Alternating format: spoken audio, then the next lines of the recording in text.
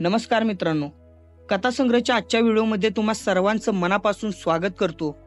पहावा विठ्ठल, बोलावा विठ्ठल, करावा विठ्ठल, जीव भाव।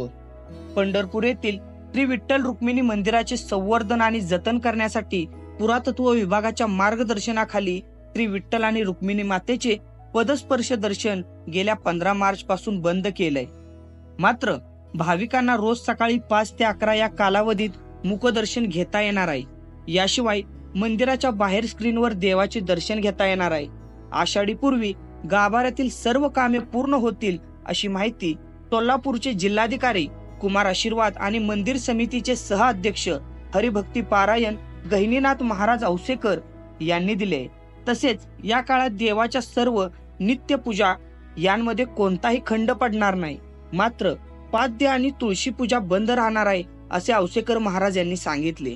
या संवर्धनाच्या कामासाठी राज्य सरकारने 73 कोटी रुपयांचा निधी उपलब्ध करून दिलाय।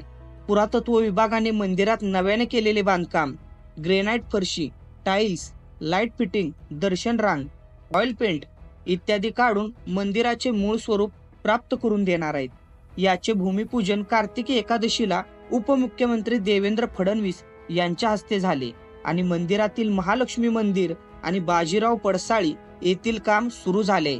आता श्री विठ्ठल आणि रुक्मिणी मातेच्या गाभाऱ्याचे काम सुरू करायचे आहे। यामध्ये गाभाऱ्यातील ग्रेनाइट फरशी, ऑइल पेंट, सिमेंट इत्यादी काढून त्या ठिकाणी दुरुस्ती करायची आहे। त्यासाठी दर्शनाला येणाऱ्या भाविकांना त्रास होऊ नये आणि आषाढी पूर्वी कामे पूर्ण व्हावीत याबाबत श्री विठ्ठल रुक्मिणी मंदिर समिती, वारकरी, महाराज मंडळी, जिल्हाधिकारी यांची बैठक येथील भक्तिनिवास येथे पार पडली आहे। श्री विठ्ठल आणि रुक्मिणी मातेच्या मूर्तीवर दगड, वाळू किंवा बाकी काही पडू नये यासाठी बुलेट प्रूफ काच बसवण्यात आले। देवाची नित्य पूजा ठरलेल्या वेळीच होणार आहे।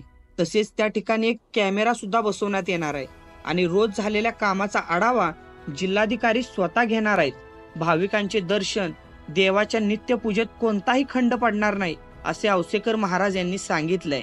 मित्रांनो, अशाच नवनवीन व्हिडिओंसाठी आत्ताच आपल्या चॅनलला सबस्क्राइब करा, व्हिडिओला लाईक करा आणि कमेंटमध्ये नक्की कळवा की तुम्हाला पुढचा व्हिडिओ कोणत्या विषयावरती ऐकायला आणि बघायला आवडेल।